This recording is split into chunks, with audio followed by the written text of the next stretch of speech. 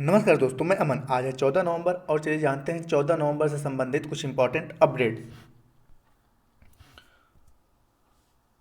तो आज का पहला अपडेट है, विश्व ऊर्जा एनर्जी आउटलुक रिपोर्ट किसके द्वारा प्रकाशित की जाती है?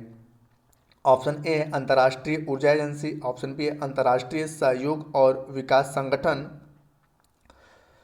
ऑप्शन सी है अंतर्राष्ट्रीय अक्षय ऊर्जा एजेंसी और ऑप्शन डी है अंतर्राष्ट्रीय परमाणु ऊर्जा एजेंसी। तो यहाँ पर जानते हैं कि विश्व ऊर्जा आउटलुक रिपोर्ट अंतर्राष्ट्रीय ऊर्जा एजेंसी द्वारा प्रकाशित की जाती है।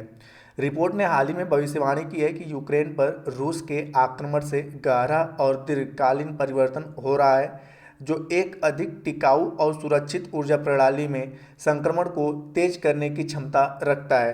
तो यहाँ पूछा गया है कि विश्व ऊर्जा एनर्जी आउटलुक रिपोर्ट किसके द्वारा प्रकाशित किया जाता है? तो आपका सही ऑप्शन होता है ए, अंतर्राष्ट्रीय ऊर्जा एजेंसी। अगला क्वेश्चन है आपका कि निश्चय मित्र पहल किस रोग से संबंधित है? Option A tuberculosis, option B है डायबिटीज, ऑप्शन सी है कोरोना वायरस से और ऑप्शन डी है मंकी फीवर से। तो जानते हैं यहाँ पर कि भारतीय प्रधानमंत्री नरेंद्र मोदी ने 2025 तक भारत से टीबी उन्मूलन का एक बार फिर से आह्वान किया है। प्रधानमंत्री टीबी मुक्त भारत अभियान के तहत सामुदायिक जुड़ाव पर विशेष जोर दिया जा रहा है। व्यक्तियों व संगठनों को पोषण और नैदानिक सहायता के लिए रोगियों को गोद लेने के लिए प्रोत्साहित किया जा रहा है। इस बारे में कैबिनेट सचिव ने 7 अक्टूबर 2022 को सभी सचिव को पत्र लिखा है। उन्होंने इसमें निश्चय मित्र पहल के तहत टीबी रोगियों को गोद लेने के लिए अधिकारियों को प्रोत्साहित करने का अनुरोध किया है। इस पहल में कैबिनेट सचिव सहित कैबिनेट सचिवालय के सभी अधिकारी शामिल हुए हैं। कैबिनेट सचिव ने झारखंड के जामताड़ा स्थित टीबी क्लिनिक में अपना उपचार करा रहे सभी 15 टीबी रोगियों को गोद लिया है, जहां 1984 में उनकी पहली तैनाती हुई थी। अब तक कैबिनेट सचिवालय के अधिकारियों ने कुल 54 टीबी रोगियों को गोद ले लिया है। तो यहाँ पूछा गया है कि निश्चय मित्र पहल किस रोग से संबंधित है? तो आपका सही ऑप्शन होता है ए, ट्यूबरकुलोसिस। और यह है क्या? तो जैसा कि मैंने बताया कि प्रधानमंत्री ने आह्वान किया है कि वर्ष 2025 तक भारत को टीबी मुक्त कर दिया जाएगा, और जिसके कारण जितने भी अभी टीबी ग्रसित मरीज बचे हुए हैं वे सभी लोग उनको गोद लें और उन्हें 2024 तक टीबी से मुक्त करें। तो निश्चय मित्र पहल किससे संबंधित है? टीबी से, और टीबी का पूरा नाम आता है ट्यूबरकुलोसिस। अगला प्रश्न है, हाल ही में संपूर्णानंद टेलीस्कोप सुर्खियों में था, इससे जुड़ा राज्य कौन सा है? तो यहाँ पर जानते हैं कि हाल ही में उत्तराखंड के राज्यपाल लेफ्टिनेंट जनरल गुरमीत सिंह ने नैनीताल के पास, वर्तमान समय में यह सेवानिवृत्त हैं सेना से, तो यहाँ पे गुरमीत सिंह ने नैनीताल के पास स्थित एक विश्व स्तरीय वेधशाला में स्थापित 104 सेंटीमीटर की दूरबीन संपूर्णानंद टेलीस्कोप के सफल संचालन के 50 वर्ष के पूरे होने के उपलक्ष्य में आयोजित एक कार्यशाला में भविष्य की संभावनाओं पर चर्चा करने की आवश्यकता पर प्रकाश डाला। मनोरा चोटी पर इस दूरबीन की स्थापना 1972 में तब हुई थी जब आर्यभट्ट प्रक्षेपण यान शोध संस्थान एरीज का पूरा नाम होता है Aryabhatta research institute of observation science को उत्तर प्रदेश राज्य वेधशाला के रूप में जाना जाता था। इसका व्यापक रूप से उपयोग धूमकेतुओं के प्राकृतिक अवलोकन, ग्रहों और क्षुद्र ग्रहों द्वारा तारकीय प्रच्छादन, तारा निर्मित करने वाले क्षेत्रों और तारक संकुल, क्षणिक परिवर्तनीय सितारों, सक्रिय गैलेक्टिक नाभिक इत्यादि के लिए किया गया है। इस टेलीस्कोप द्वारा किए गए कुछ सफल विज्ञान परिणामों में शनि के चारों ओर नए वलय और यूरेनस के वलयों की खोज शामिल हैं। संपूर्णानंद टेलीस्कोप के उपकरण और विज्ञान क्षमताओं ने ARIIS द्वारा देवस्थल में 3.6 मीटर डॉट एवं 4 metre international liquid mirror telescope जैसे राष्ट्रीय और अंतर्राष्ट्रीय सुविधाओं की स्थापना का मार्ग प्रशस्त किया। तो यहाँ पूछा गया है कि हाल ही में संपूर्णानंद ठीक है, सुर्खियों में रहा, यह किस राज्य से जुड़ा है, तो आपका सही ऑप्शन होता है उत्तराखंड। और इसकी स्थापना कब हुई थी, 1972 में हुई थी। और यह चर्चे में इसलिए रहा क्योंकि इसके 50 वर्ष अभी हाल ही में पूरे हुए हैं, जिसके कारण यह चर्चे में रहा। अगला अपडेट है, हाल ही में टू फिंगर टेस्ट सुर्खियों में था, निम्नलिखित में से यह किससे संबंधित है, तो जानते हैं यहाँ पर कि ऑप्शन ए कह रहा है कि बलात्कार के मामलों से संबंधित है, ऑप्शन बी है विस्फोट सामग्री का पता लगाने से संबंधित है, ऑप्शन सी है आंखों की दूरदृष्टि दोष की जांच करने से संबंधित है, और ऑप्शन डी है लीवर की बीमारी का पता लगाने से संबंधित है। तो जानते हैं बीते 31 अक्टूबर को सुप्रीम कोर्ट ने रेप के मामले में किए गए टू फिंगर टेस्ट को बैन कर दिया है। साथ ही कोर्ट ने इस बात को लेकर सख्त टिप्पणी की कि अदालत ने कहा कि रेप पीड़िता की जांच के लिए अपनाया जाने वाला ये तरीका अवैज्ञानिक है, जो पीड़िता को एक बार फिर से प्रताड़ित करता है। यौन उत्पीड़न के मामले में टू फिंगर टेस्ट कराने वाला कोई व्यक्ति कदाचार का दोषी होगा। यह एक बेहद ही विवादास्पद टेस्ट है, जिसके तहत महिला के जननांग में उंगली डालकर अंदरूनी चोटों की जांच की जाती है। यह भी जांचा जाता है कि दुष्कर्म की शिकार महिला संभोग की आदी है या नहीं है।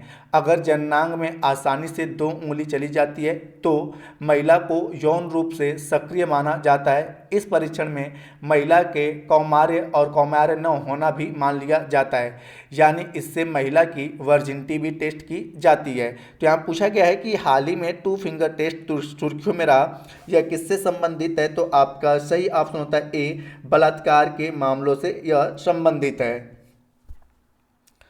अगला है आपका कि निम्नलिखित में से किस राज्य के स्थापना दिवस को पिरावी दिवस के रूप में मनाया जाता है, तो आपका ऑप्शन ए है कर्नाटक, ऑप्शन बी है केरल, ऑप्शन सी है तमिलनाडु और ऑप्शन डी है आंध्र प्रदेश। तो जानते हैं कि बीते 1 नवंबर को केरल ने अपना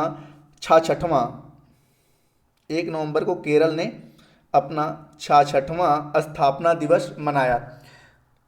इसे केरल पिरावी दिवस भी कहा जाता है। बता दें कि केरल राज्य का पुनर्गठन 1 नवंबर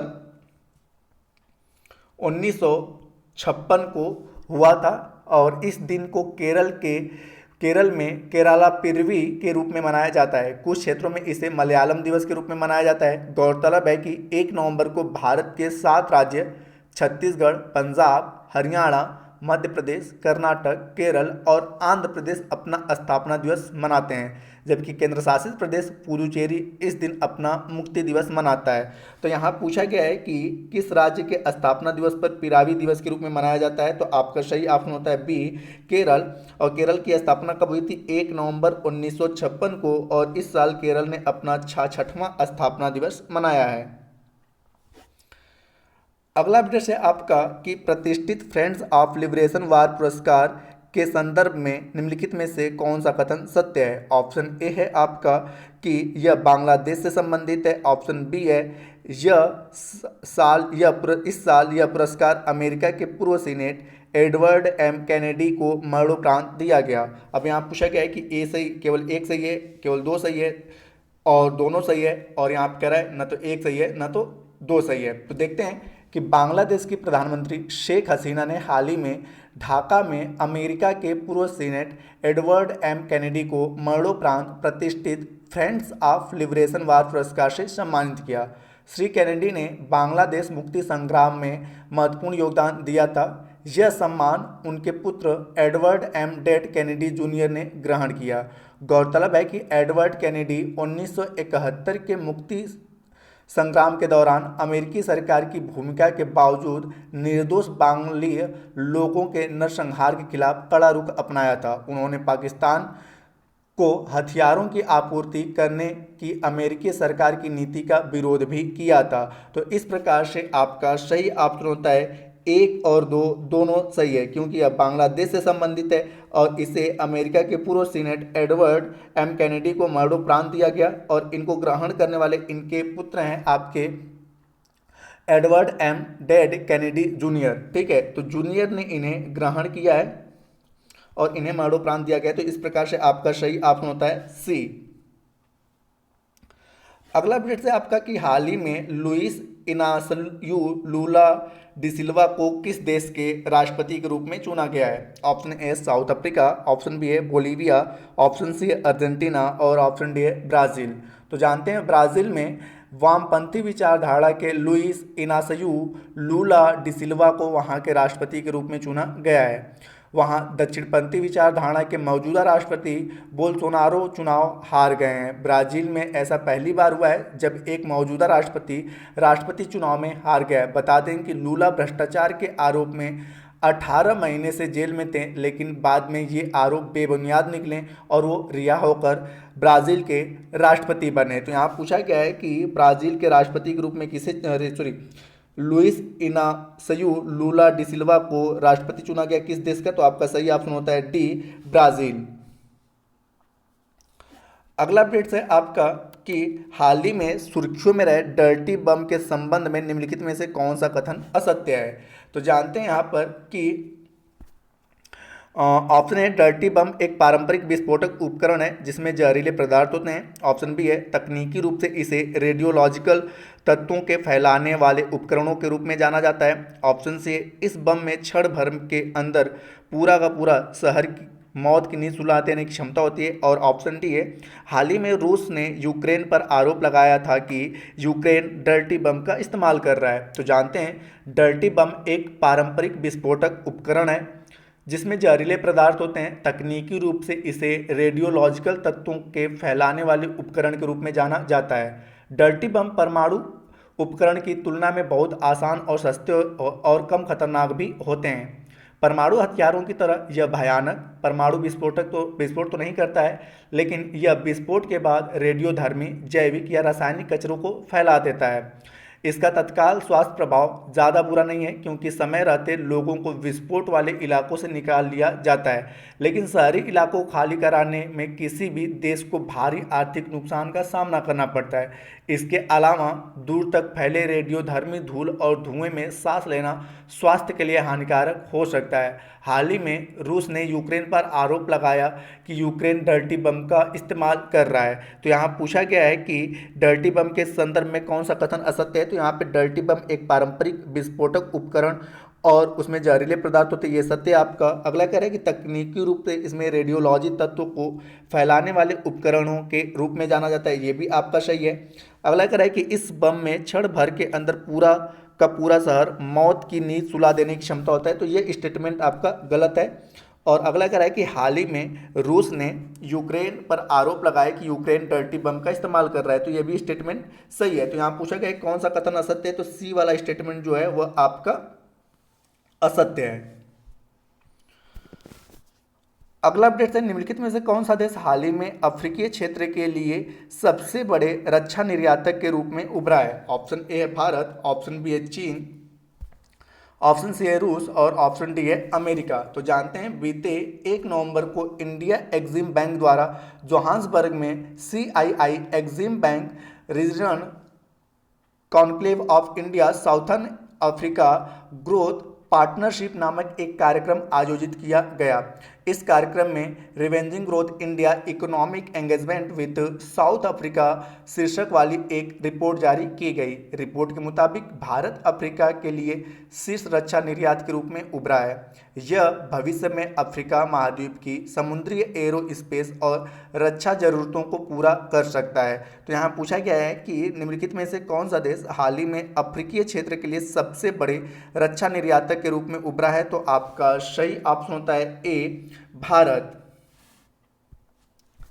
आज का अंतिम अपडेट है केंद्रीय सतर्कता आयोग के संबंध में निम्नलिखित में से कौन सा कथन सत्य है? ऑप्शन ए इस संवैधानिक संस्था की स्थापना के संस्थानम समिति के सिफारिश के आधार पर की गई थी। और ऑप्शन बी है यह गृह मंत्रालय के तहत कार्य करता है। यहाँ पे अब ऑप्शन दिया है कि 1 सही है और 2 सही है, 1 और 2 दोनों सही है और डी कह रहा है कि इनमें से कोई नहीं सही है। तो जानते हैं यहाँ पर केंद्रीय सतर्कता आयोग यानी कि सेंट्रल विजिलेंस कमीशन, जिसको हम लोग शॉर्ट में CVC के नाम से जानते हैं, की स्थापना 31 अक्टूबर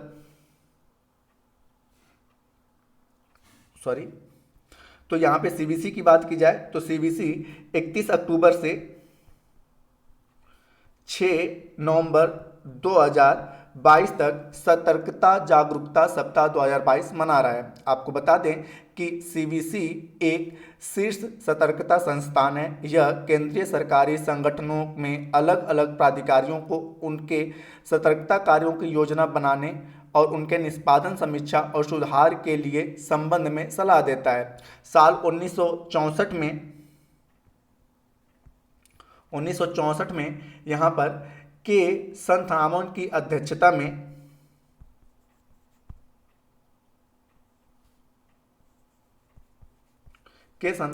अध्यक्षता में भ्रष्टाचार निरोधक समिति की सिफारिश पर सरकार द्वारा सीवीसी की स्थापना की गई। यह संस्था केंद्रीय सतर्कता आयोग अधिनियम 2003 के प्रावधानों के मुताबिक कार्य करती है। इस तहत ये संवैधानिक संस्था हुई, न कि संवैधानिक। यह एक स्वतंत्र निकाय है जो केवल संसद के प्रति जिम्मेदार है। यह अपनी रिपोर्ट भारत के राष्ट्रपति को सौंपती है।